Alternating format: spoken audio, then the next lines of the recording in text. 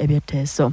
Honorable Mpuga ayagala obukulembeze bwa Nuupu bumwetondere olw'okumuyita omuli w'enguzi gye buvuddeko olw'ensimbi ez'akasiimo obukadde 5 ze yafuna ate nga zaali mu mateeka. Gibadde mitwe mbadde nabikyusa. N'abakabbulu balina amateeka era ne basaliranga emisango mu South Africa nga balwanirira eddembe lya South Africa balina emiki balina amateeka. Okitegedde mukwano gwange? Kakati ekyampuuga oba byayitibwa mu mateeka oba si mateeka tujja kudda mu kyempisa. Nti akasimu bafuna kaaki era wali omaze ebbanga ki? Kubanga tosobola kungamba nti ofuna akasimu kati olaba ku NBS 1 nabikyune byefuna akasimu muga nti musajja muganda wange bamuwa akasimu naye emyezi bwezi temunaba kuja ng'amangu akasimu kafulumi.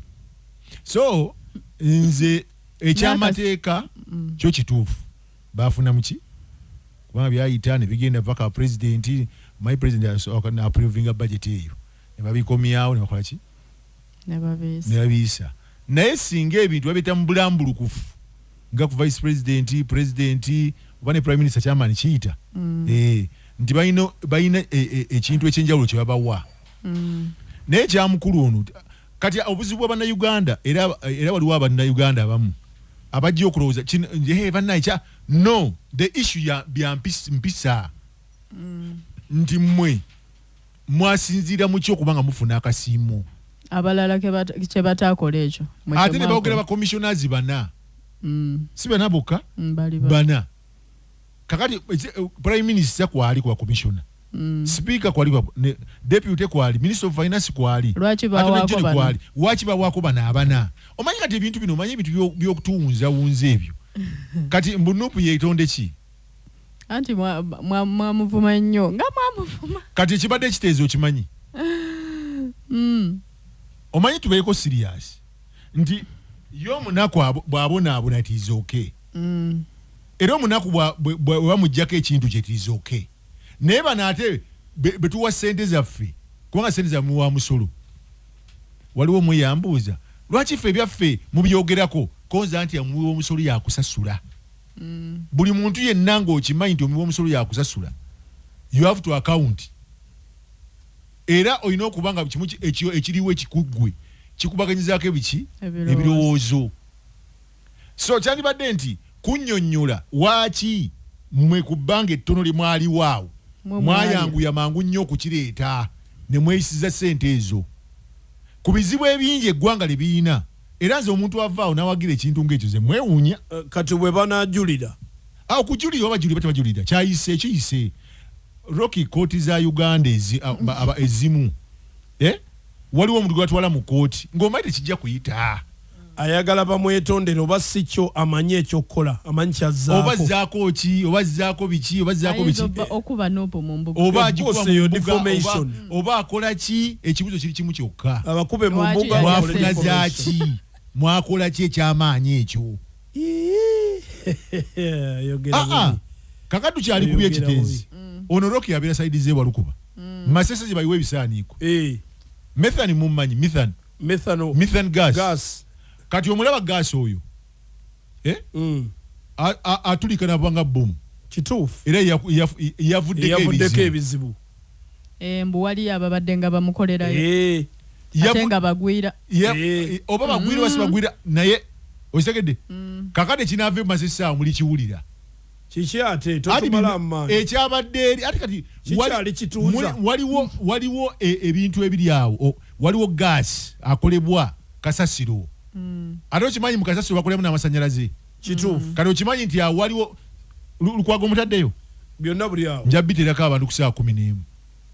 So nze kyova olaba nabikyu musomese abaana ekyokuli mubasomesa mubatendeke empisa mubayigirize empisa n'okukulira ku musingi gw'eddiini n'okukulira ku musingi ogwaki ogw'eddiini okitegedde kubanga bwe tubeera hano ku radio ne tugamba abantu ekkooti yamaze neesala era bali batuufu okulya no that is not the issue.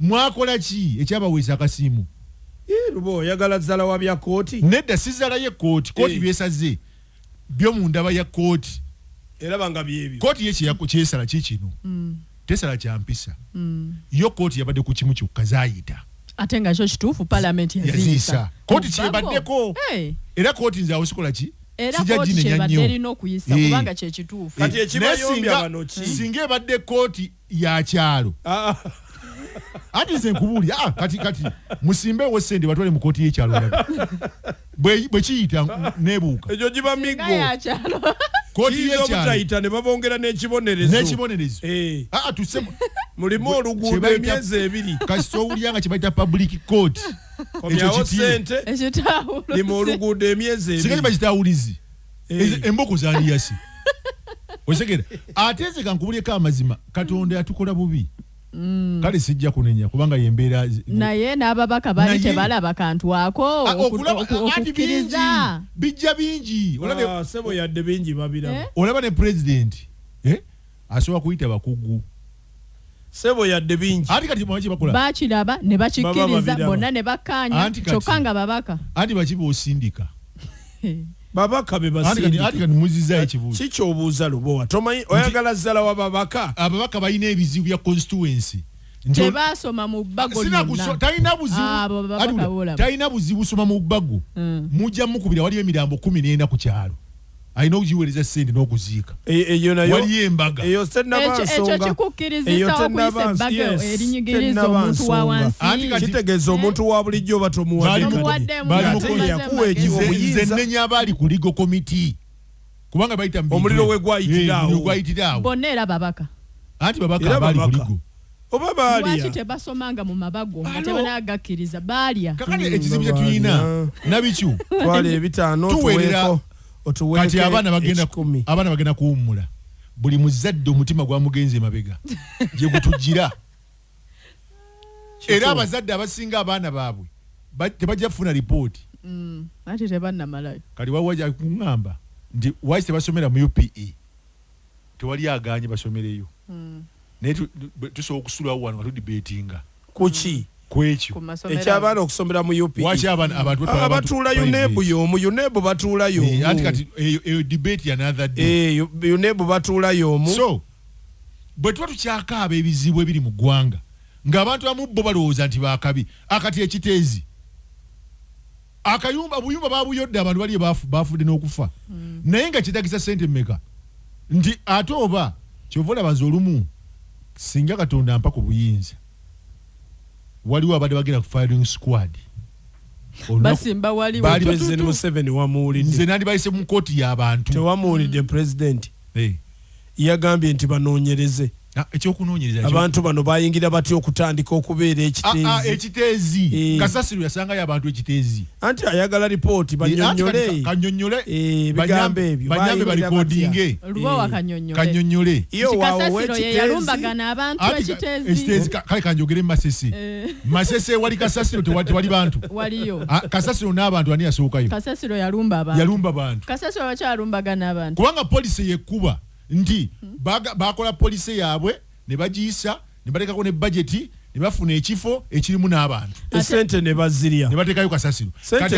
waliwo sente ate zebaweereza manya waliwo sente ate zebaasaba nga bagakulaakulanyawo ekifo ekyo bateekewo ka factory akali awo nga katuwa amasannyalaze katuwa gaasi ebiliyoni kumpi emu n'ekintu oba si biliyoni 4 abantu bo baliyirirwa okuva mu kifo ekyo kati balemerawo nabo wulira ate akaliwo basooka ne bababaako sente entono miliyoni 9 olinya ayitaka miliyoni 20 kyebakola ne basooka ne bafuna obuyumba babapangisiza kakati mubagenda okukizuula mbwettaka eri ate liriko enkaayana ne batamalayo sente z'abantu ontegedde kyovulaba nabikyu ne babakuba ku mutwe nsaba Katonda ampeeko ku buyinza Jonna kugambye nti oba ensiko ekyaliyo Jonna oyagala genda mu nsiko tufune ku buyinza ekyali bya nsiko Uganda Jonna agambye nti eka ziri 36 eka 14 ze bakolesaako kasasiro ziri endala mayumba g'abantu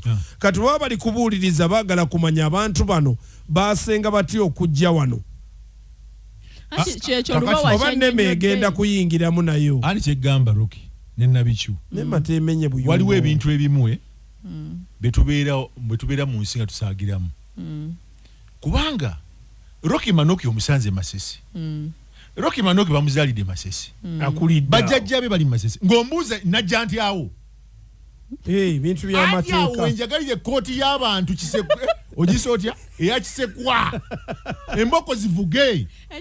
Bwagana mujjeyo Jambia. Atuulira omukungu wa gavumenti oyimiridde katuuti. Otubuuza twajja tutya wano. President yantumye. Oze bulungi ombaze ng'olaba nti nja kujjamu obukadde nga emboko ya kisekweseke. Okutteko bubiri bw'ompadde oli musiru. Ettaka lirimu enkaayana. Era kati waliwo wano. bannabyabufuzi abatuwuliriza abanyiize. Naye ng'ate be twogera tebabitunuulidde.